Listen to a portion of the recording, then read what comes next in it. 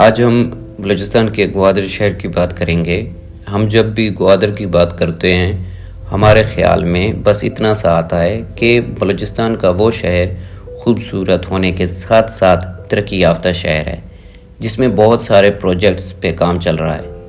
ہمارے خیالات میں گوادر کی خوبصورتی، سی پیک، گوادر انٹرنیشنل ایئرپورٹ، بڑے بڑے میگا پروجیکٹ نظر آتے ہیں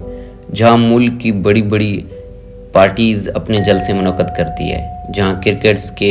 میچز رکھے جاتے ہیں جسے میگا پروجیکٹ شہر بھی کہا جاتا ہے۔ لیکن گوادر کا جو حقیقی چہرہ ہے وہ باہر نہیں لایا جاتا۔ خیر،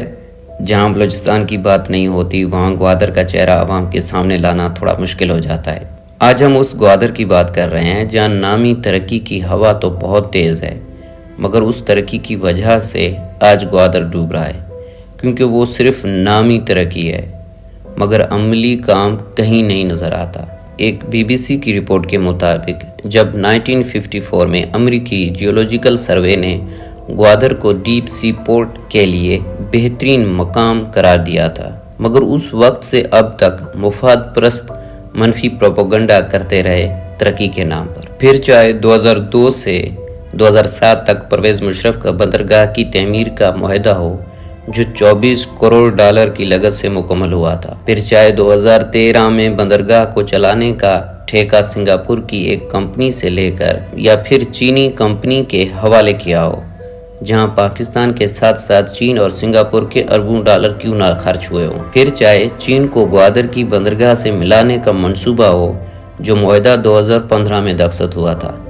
جس میں یہ طے پایا گیا تھا کہ اس منصوبے میں سڑکیں، ریلوے لائن، بجلی کے منصوبوں کے علاوہ متعدد ترقی یافتی منصوبے شامل ہوں گے۔ گوادر بندرگاہ جس کی سب سے بڑی اہمیت یہ ہے کہ یہ سمندر کے جس حصے پر واقع ہے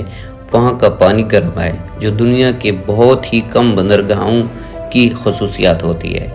مگر گوادر کو بندرگاہ کے طور پر ترقی دینے کی باتیں تو ہوتی رہی لیکن اس پر عملی کام کہیں نظر نہیں آیا۔ جہاں یہ بھی کہا جاتا رہا کہ گوادر پاکستان کے بہترین مستقبل کا نشان ہے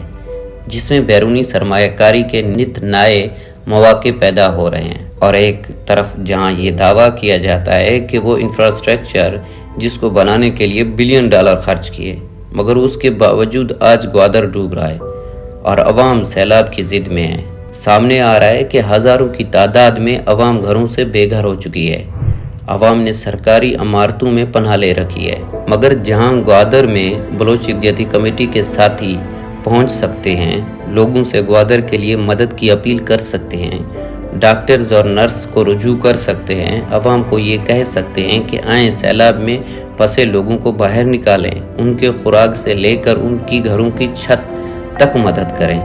مگر کہاں ہے حکومت؟ کہاں ہیں وہ لوگ جو ہمیشہ یہ دعویٰ کرتے ہیں کہ گوادر بلوچستان کی قسمت کے ساتھ ساتھ پاکستان کی بھی قسمت بدل کے رکھ دے گا؟ آج گوادر کی عوام جہاں تنہا نیلے آسمان کے نیچے اپنی بے بسی کا اظہار کرتی رہی، وہاں ان کی مدد کو نہ وہ حکومت آئی اور نہ ہی وہ ادارے جو دعویٰ تو انسانیت کا کرتے ہیں، اور نہ ہی وہ سیاسی پارٹیز کہیں دور دور تک نظر آئی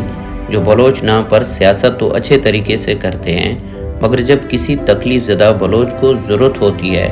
وہاں کوئی نظر نہیں آتا۔ اگر گوادر میں بلین ڈالر کا میگا پروجیکٹس بنے ہوئے ہیں پھر وہ گوادر کی عوام کے لیے کیوں نہیں کچھ کر سکتے؟ جب یہ میگا پروجیکٹس گوادر کے لوگوں کو گھروں کی چھت نہیں دے سکتا تو ایسے نام نہاد پروجیکٹس کس کام کے؟